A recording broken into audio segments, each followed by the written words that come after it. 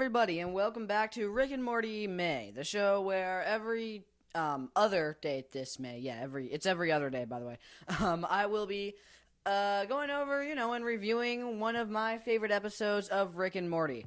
And basically, today, as I do the season 4 finale, this is Mort, Rickturn of these episode names meant. Anyway, so this is a great season finale. I think, it's really funny. It serves its purpose well. Is it necessarily the deepest, necessarily the most, emotional, most grand episode of the show ever? Obviously not. But, it's just a really fun, really good time and makes for a really good season finale.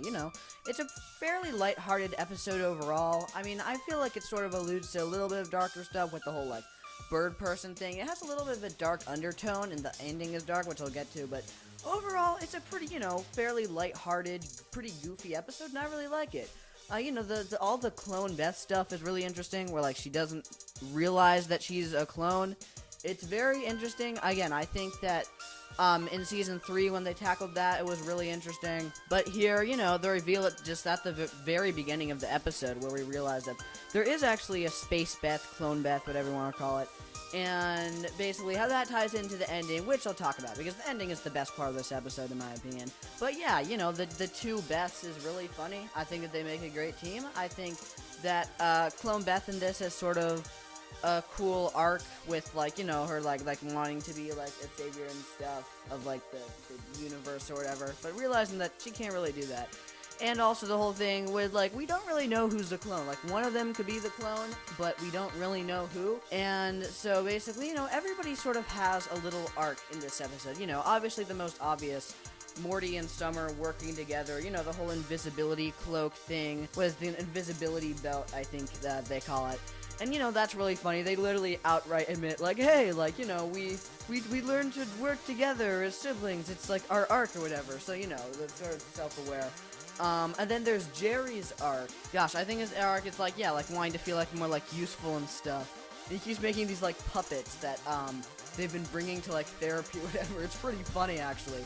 And then at the end, his puppetry is actually what ends up saving the day at the very end in a very, well, I'm not going to spoil it, but let's just say in a very, very hilarious but very dark and gruesome way at the very end. The puppetry thing it's really funny. I like his arc. It's very cute. And there's obviously the best arc of learning to work together, but also learning to sort of the best don't really have as much of an arc as more as it just yo, look, the Space Beth is real. Isn't that cool, y'all? But it's still funny. And Rick has the best arc in this episode, but I'm going to get to that in just a sec. I'm going to talk about some of the other stuff first. Probably the best part of this episode, definitely the best part of this episode, is the Rick and Bird Person fight. Or it's actually Phoenix Person, abbreviated PP, which I thought was stupid but funny. Their fight in this is really cool. It's like an anime battle fight with all, the lasers and the epic, just the epic stuff, all of Rick's gadgets. He's an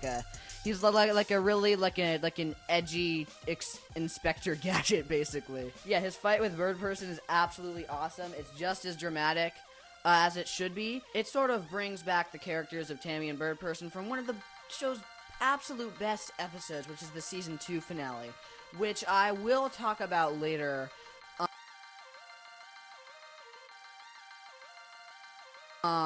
in this series, because oh my god, that episode is amazing. And bringing back those characters that have such an impact from that amazing episode really makes it a lot better. I feel like if it had just been any two big villains or whatever, it wouldn't have been nearly as great as an episode.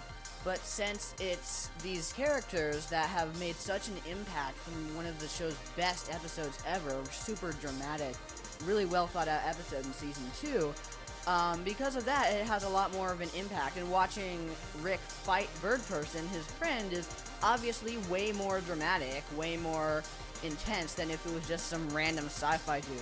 Also, the joke about the lasers not being able to destroy the genes or whatever because they're too tough is actually hilarious. And in my notes here that I wrote for this video, it says ending is sad but deep.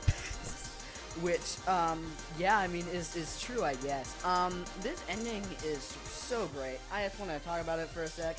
basically the whole Pickle Rick, the episode of Pickle Rick sort of has a similar sort of ending to this, but I like this one a lot better. Rick, like, sure, he fought Bird Person and stuff, but he didn't kill Bird Person. In fact, he lost against Bird Person. Really, Rick doesn't really do shit in this episode. Everybody else sort of has, like, an arc or whatever, and Rick doesn't really do anything. And that's why, even though this is a super goofy episode, it has a really dark, sort of undertone when you really think about it, because the ending, like, Rick wants to, like, feel useful. Even though he's the smartest man alive, he can do anything, he still doesn't know shit when it comes to, actually being a good grandparent, being there for his family. He doesn't know how. And basically at the very end, when, not to spoil, but when Rick gives the best the option to find out who actually is the clone, they don't really care, because really, why should they? Like, does it really matter?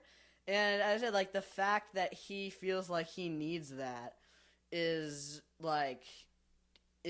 kind of funny almost. It's like Rick, who was always like, he's always one level above everybody else. Everybody else is playing checkers, he's playing 4D chess, whatever. We see Rick, he's really vulnerable. He kind of comes to grips with the fact that even though he's technically very smart, he doesn't really know anything about emotions or his family or anything, and it just ends with him. And that ending to such a lighthearted episode is really good. The contrast between the lightness of the episode and that ending, which sort of makes you realize that the whole episode sort of had a dark, sort of disturbing undertone the whole time, is really good, and I really like it. And that's the reason that I think that really I like this episode as much as I do, despite the fact that it's also just, a really funny, really great episode. So, that was me talking about Rick and Morty for like 5 minutes or whatever. Thank you so much for watching. And next episode, we're going to do Pickle Rick, so that'll be the day after tomorrow. Next episode, we're doing Pickle Rick, so I'll see you guys for that. And yeah, thank you guys so much for watching. Hashtag Rick and Morty May or whatever. I don't know. See y'all.